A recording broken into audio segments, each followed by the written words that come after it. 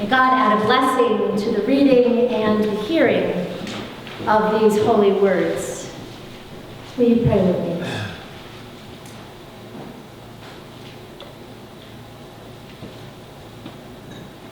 Holy One, oil the hinges of our heart's doors, that they may swing easily open to welcome you. Amen.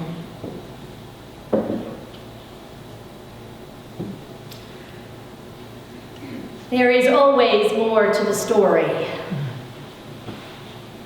Every episode has history behind it, visible or invisible, a backdrop against which events unfold.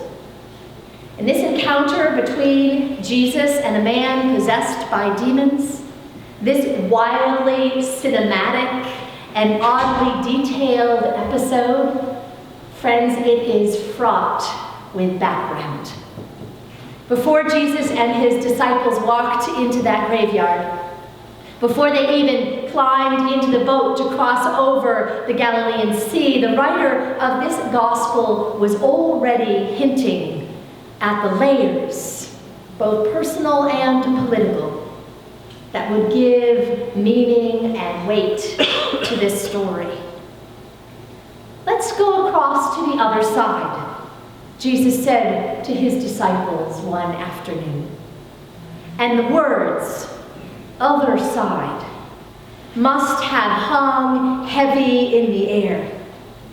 Jesus wasn't just talking about an afternoon sail across Long Island Sound. On the other side lay the Decapolis, a region of 10 Roman cities, all culturally and religiously Greco-Roman, that is, not Jewish, all under the thumb of the Roman Empire. To cross over Galilee was to venture into an utterly unfamiliar terrain for those disciples of Jesus. And it wasn't just the cultural differences or the fact that up until that afternoon, Jesus had focused his ministry on the members of his own Jewish tribe. The gospel writer, Mark, says that when they crossed over, they went into the country of the Gerasenes, meaning the region around the town of Gerasa. Now, according to a first century Jewish historian named Josephus, Gerasa had been ransacked by a Roman legion sometime prior to Jesus' visit. It's not clear exactly what triggered the incursion, what slight, small or large, against the emperor. But in his written account, Josephus reports that 1,000 of the town's men were publicly executed, women and children taken into slavery, and the town itself plundered and then burned to the ground. Those of us who have been gathering to listen to the Rob Bell podcast, Jesus H. Christ, learned this little bit of history back in episode 6. It was a devastating assault. So to mention the region of the Gerasenes was to invoke that history.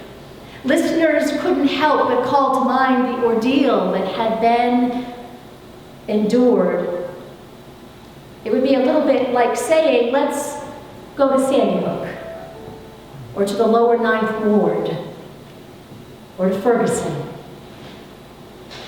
So you see what I mean when I say that this story is fraught with background. One begins to wonder what grief or pain may have driven that man who lived in the tombs. Was his own family buried there?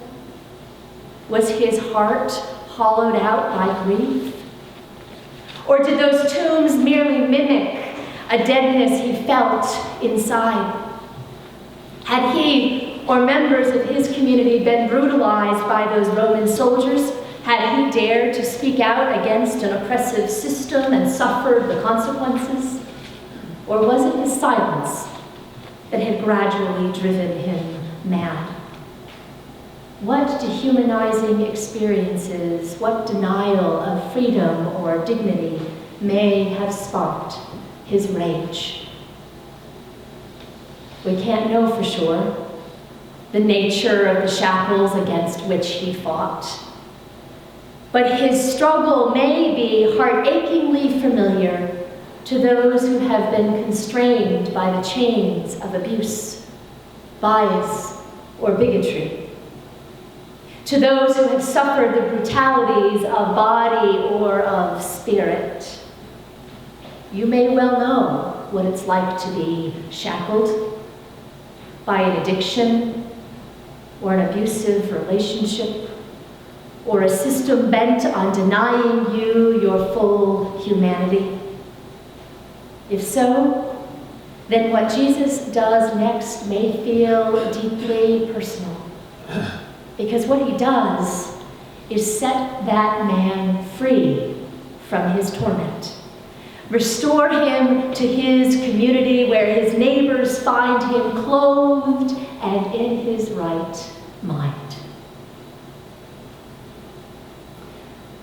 Jesus' conversation with the Gerasene demoniac also takes on a distinctly political tone once you know the history.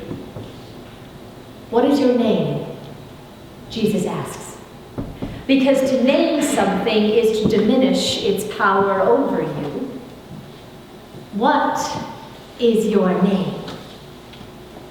I am called Legion, replies the demon. Legion as in a Roman military force, source of that entire region's trauma. This episode reads like an indictment of an impressive Roman oppression, and Jesus' actions like a shot over the bow. You may think you have the power, Imperial Rome, but you don't know the half of it. Even the demons themselves recognize the truth. You can feel the power dynamic shift the moment Jesus walks onto the scene, looks the demon squarely in the eye, and orders it to come out. Legion begs Jesus not to banish them. And so instead, Jesus sends them into a herd of 10,000 pigs that happen to be grazing on the hillside.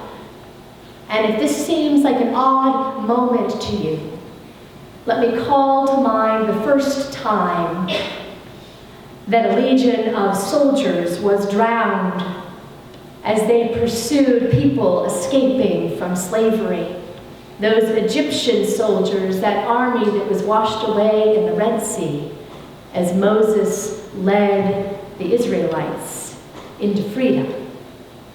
Like that Egyptian army that pursued the fleeing Israelites, this legion was drowned in the sea.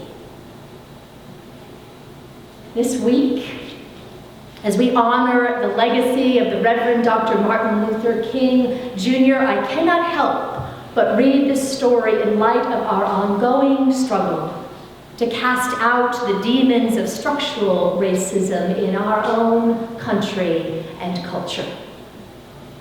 I've just been attending my most recent anti-racism facilitator training to prepare to co-lead anti-racism workshops for our churches and clergy in the Southern New England Conference. Some of you know that this has been something around which I have committed time and energy for many years.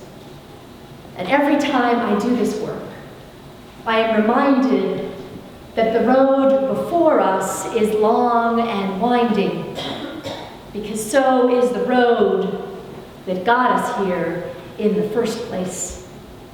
Every conversation we have about racism in the United States, every policy debate, every interpersonal exchange is fraught with over 400 years of history.